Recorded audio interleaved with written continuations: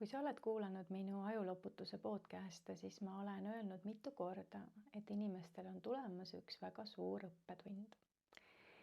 Tegelikult on tulemas 2 suurt õppetundi, aga see üks on praegu väga oluline. Ja see õppetund on see, et inimesed peavad hakkama kokku hoidma, sest muidu aetakse neid kõik koos nagu lambaid tapamajja. Selleks, et me saaksime hakata kokku hoidma, on meil vaja täpsemalt teada, mis on tulemas ja mida meil on vaja teha selleks, et liikuda vastassuunas sellele, kuhu süsteem meid soovib lükata.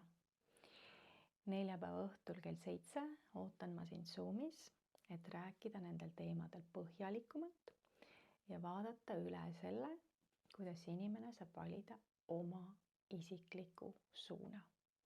Lisainfo on siin video kirjelduses. Kohtume juba veebiseminaril.